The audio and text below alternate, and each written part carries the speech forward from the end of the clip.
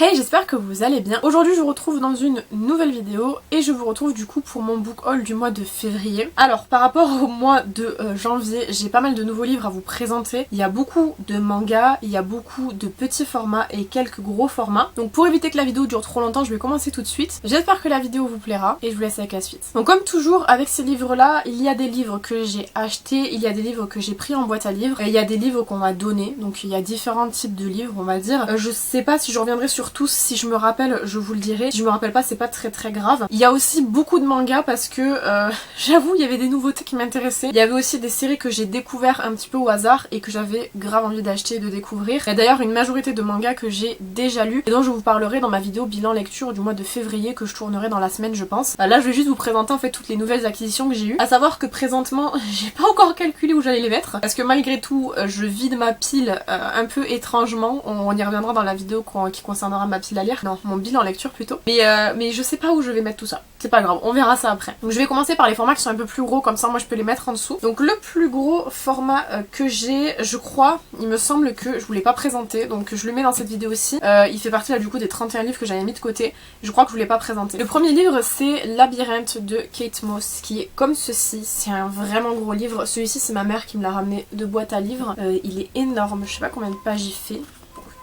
Bah dis donc, ils se connaissent. Il fait presque 600 pages, donc écoutez, elle me l'a ramené de boîte à livres, je verrai si j'aime bien. Et si j'aime pas, évidemment, je le ramènerai en boîte à livres. J'y suis allée là en boîte à livres pour déposer des livres la semaine dernière, je crois. J'essaye de voir en fonction, tous les mois, d'aller déposer des livres quand je les ai terminés et qu'ils m'intéressent pas spécialement de les garder. Après, s'il m'intéresse de les garder, évidemment, je les garde. Le deuxième, c'est un Camilla Lackberg. Ça, j'en ai eu plusieurs en fait des Camilla Lackberg, notamment je vous en ai présenté l'année dernière. Là, c'est la Princesse des Glaces, qui est comme ceci, qui est trop beau. J'aime trop en fait les petites couvertures de ce genre de livres-là. Il n'y a pas forcément que des Camilla Lackberg qui sont sous ce format-là. En fait, c'est juste des livres qui sont traduits du suédois et en fait, la maison d'édition, je crois que c'est Actes Sud. Elle les édite tous comme ça et je trouve ça super joli. J'en ai pris d'ailleurs deux autres en boîte à livres mais je les ai chez mes grands-parents et en fait ils concernent le mois de mars. Voilà, donc vous les verrez le mois prochain. Et en tout cas ils sont toujours en très bon état je trouve et c'est super cool parce que c'est vraiment des livres qui ont l'air très chouettes. Ça c'est aussi un livre de boîte à livres, c'est Power Game de chez l'édition Albin Michel et c'est écrit par Tom Clancy, comme ça.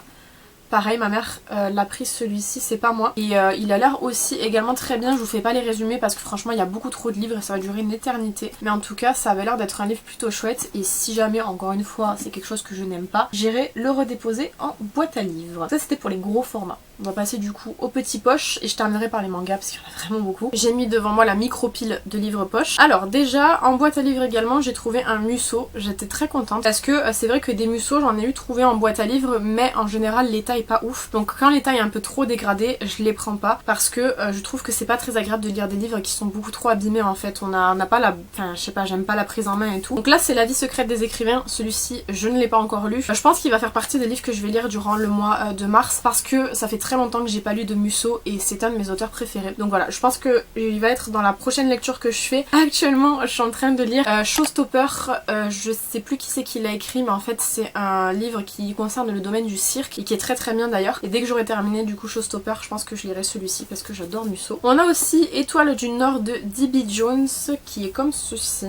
L'histoire m'avait l'air d'être sympa, ça a l'air d'être un thriller un peu policier qui a l'air vraiment très sympa. Donc bon, celui-ci a pris un petit peu l'eau mais c'est pas très grave, je pense pas que ça gêne la lecture à mon avis. Il n'y a pas de page qui est trop mouillée pour que ça ait effacé le truc, je pense pas. Donc voilà, pareil, hâte de découvrir. Bon, j'ai pris un livre, honnêtement je vais voir si j'aime bien, c'est pas très sûr. Je me suis dit pourquoi pas tester, c'est le livre de Michelle Obama comme ça, qui s'appelle Devenir. Je sais pas trop ce que c'est vraiment comme genre de livre, je sais pas si c'est une biographie, j'en ai aucune idée. C'est possible que ça soit le cas. Honnêtement, c'était un jour où j'allais en boîte à livres justement déposer mes livres. J'avais pas envie de rester 20 ans devant la boîte à livres, ça fait un peu bête de rester super longtemps. Donc je l'ai pris et je me suis dit au pire c'est pas grave, je le ramènerai. J'ai également du coup Le gang des dentiers fait sauter la banque de Katharina Ingelman Sundberg. Celui-ci, je sais pas si vous vous rappelez, mais j'avais le tome 1 que j'avais pris également en boîte à livres, qui est juste ici dans ma bibliothèque que je vois présentement. Et ça a l'air d'être vraiment plutôt sympa, ça a l'air d'être un petit peu un slice of life assez drôle. Donc voilà. J'ai pris aussi celui-ci. Ensuite de Stephen R. Lowehead, Merlin. Par contre ça c'est le tome 2 et j'ai pas vu. Le tome 1 je crois que c'est...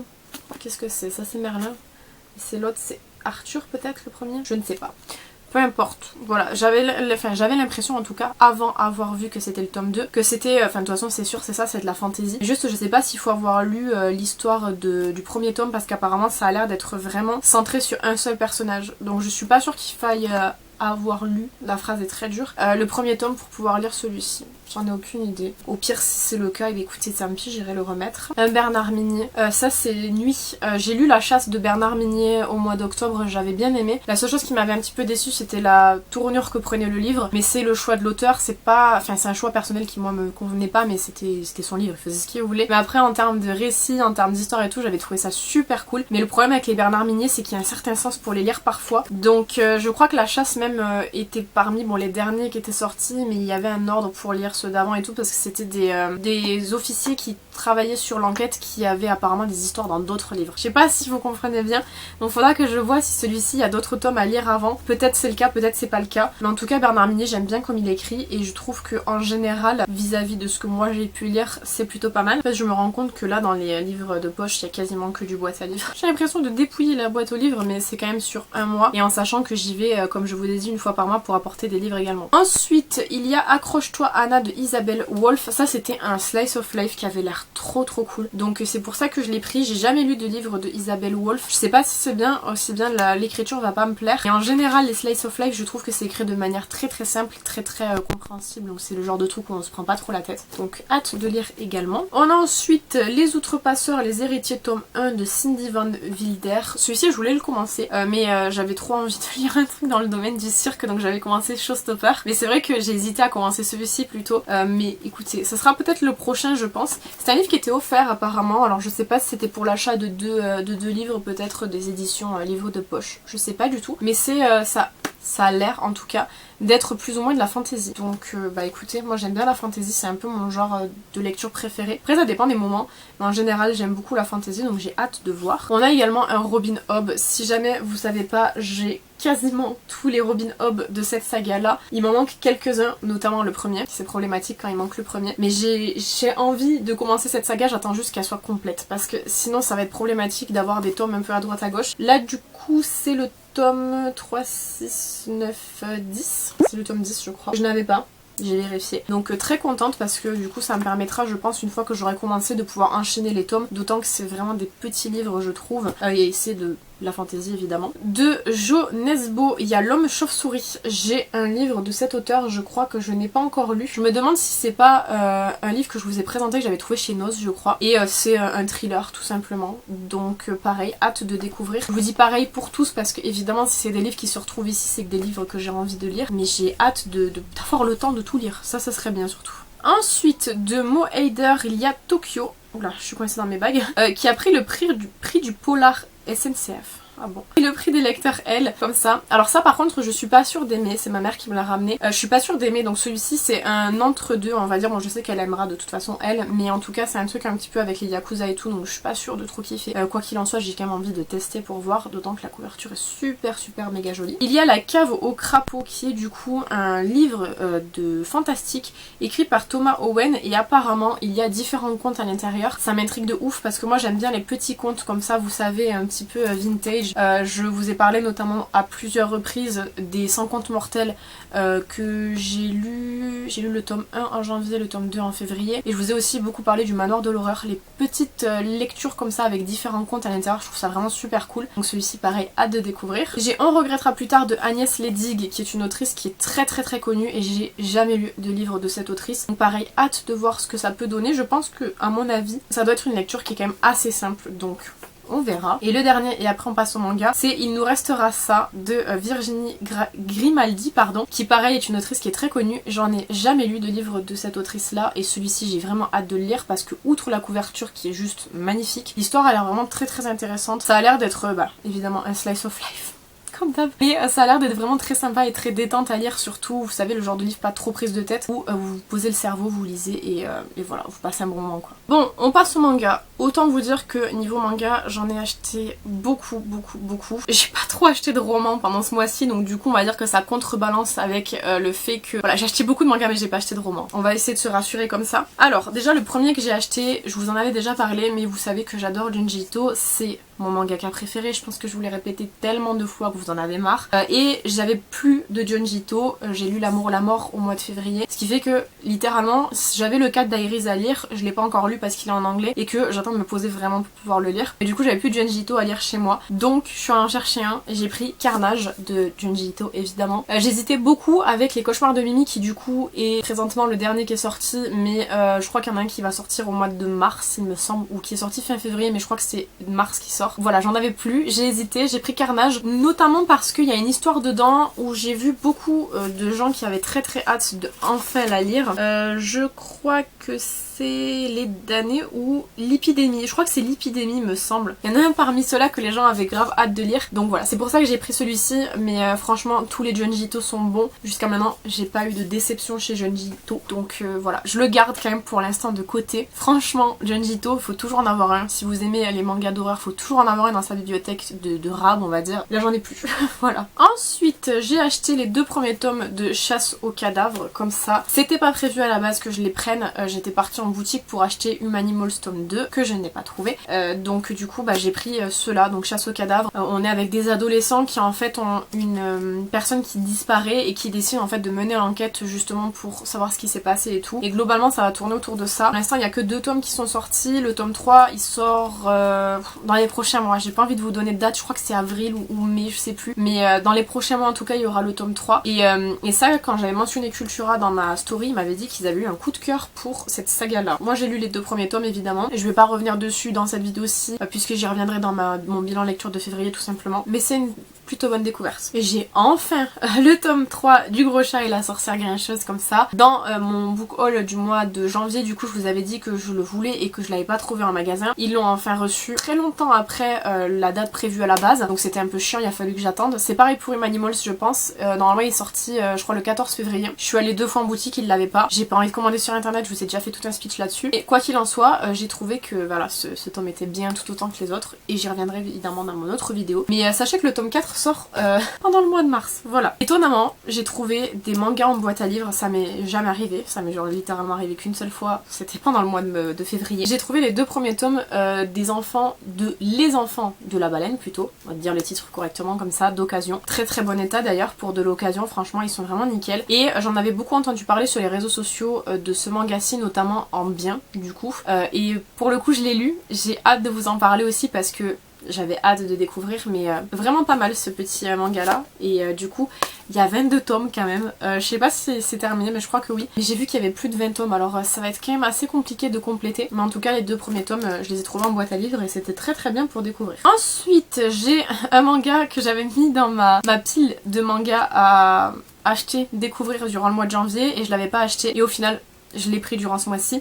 C'est Ramen à Kaneko, le premier tome comme ça, et c'est juste à mourir de rire. Encore une fois, je reviendrai un petit peu plus en détail dans la vidéo qui concernera mes lectures du mois de février, mais franchement c'est très belle découverte. Après le problème majeur que moi j'ai avec les mangas, c'est le même problème pour tout le monde de toute façon, c'est que c'est vraiment le genre de lecture qui coûte cher pour le temps que vous y passez en fait, puisque littéralement il y a quelques mangas là, je pense qu'il y en a 4 ou 5 que j'ai lu en une seule soirée, donc c'est à dire qu'en fait la soirée m'est revenue à prendre 8 fois 5, donc ça revient quand même très cher la soirée. Ça se lit très vite, mais voilà, ça vaut quand même le coup. Voilà, je suis contente, je l'ai acheté finalement, c'était pas prévu, pareil, c'était à la base, j'y allais pour Humanimals, et en fait le jour où j'ai été chercher Humanimals, je suis revenue avec tout sauf Humanimals, voilà. Il y en a un, je vous le garde pour la fin parce qu'il est génial. Ensuite j'ai acheté les 2 premiers tomes de J'irai te tuer dans tes rêves, j'en ai lu qu'un seul sur les 2, il faut que je lise le deuxième. À la base ce que j'aimais bien, bon je me suis dit vis-à-vis de l'histoire et tout, ça va être très sanglant et tout, et en fait ça l'est pas vraiment. Donc c'est pour ça que j'ai retardé la lecture du tome 2, il y en a que 4, mais un peu déçue vis-à-vis de ça, donc c'est pour ça que j'avoue je l'ai mis un peu de côté. Mais en tout cas c'est une saga qui me donnait envie quand je l'ai vue en boutique et du coup je l'ai pris. Mais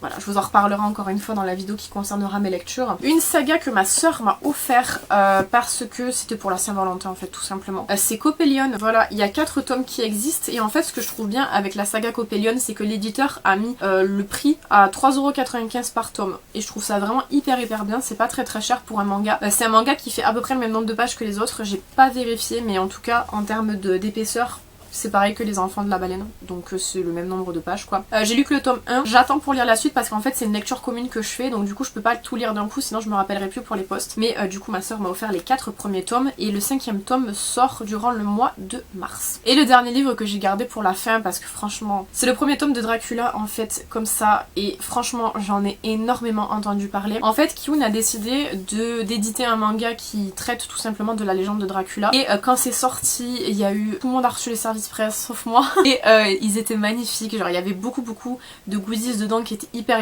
intéressants, et les gens globalement ont eu un très bon retour sur cette saga-ci, ce premier tome en tout cas, puisque le 2e tome sort au mois de mars je crois, mais il y a eu de très bons retours, et en fait moi j'attendais vraiment pour pouvoir l'acheter parce que justement comme il y avait énormément de bons retours, je me suis dit peut-être que c'est comme beaucoup de gens l'ont reçu en service presse, c'est un petit peu overreact parce qu'ils l'ont reçu gratuitement et tout. Non, c'est vraiment super bien. Pareil, je vous en reparlerai dans la vidéo qui concernera directement mes lectures, mais graphiquement parlant il est juste incroyable. Genre je sais pas si je peux vous montrer parce que j'ai pas envie d'abuser du truc non plus, mais c'est trop beau. Bon, genre là je vais vous montrer ça. Il est tout simplement magnifique, j'ai hâte que le tome 2 sorte, mais vraiment une pépite ce manga-ci. Et je suis très contente de l'avoir acheté du coup, et d'avoir un petit peu mis de côté mes a priori de ouais ça a beaucoup marché donc forcément c'est un petit peu overreact et tout, parce que franchement il est vraiment très cool. Voilà du coup globalement quelle lecture m'attendent pour les prochains mois, à savoir que du coup pour le mois de février, pour vous donner un petit peu une petite fourchette, j'ai terminé je crois 21 lectures. Il me semble que je dis il me semble parce qu'en fait tout à l'heure j'étais en train de rattraper mes fiches de lecture de retard, et en fait j'en ai noté 20 et je me suis rendu compte que j'avais pas noté Freak Island que j'ai lu du coup durant le mois de février, donc en fait j'en ai lu 21 et pas 20. Voilà, je me suis plantée, je sais pas pourquoi j'ai oublié de le noter, donc ça fait quand même pas mal de lectures, notamment les mangas ça va très vite, puisque comme je vous dis il y a une soirée où j'en ai lu 5 d'affilée, donc du coup voilà j'en ai lu quand même pas mal. Et niveau roman j'avoue que ma palle descend pas beaucoup parce que je lis beaucoup de numérique, alors du coup forcément la palle physique descend un peu moins, mais j'ai hâte de vous présenter en fait tout ça, et notamment de vous parler de mes lectures du mois, parce que franchement j'ai eu de très jolies découvertes, des découvertes un peu moins cool mais quand même pas mal de belles découvertes. Voilà, bah écoutez, j'espère que cette vidéo vous aura plu, n'hésitez pas à me dire ce que vous en avez pensé dans les commentaires comme d'habitude. J'ai hâte aussi de vous parler des livres que j'ai achetés durant le mois de mars, puisque nous sommes actuellement le 4 mars et j'ai déjà 3 livres que je vois juste là-bas, et encore j'en ai laissé chez mes grands-parents 3 je crois, donc ça fait 6. N'hésitez pas à vous abonner si c'est pas encore fait. Quant à moi je vous retrouve bientôt dans une prochaine vidéo. En attendant, prenez soin de vous.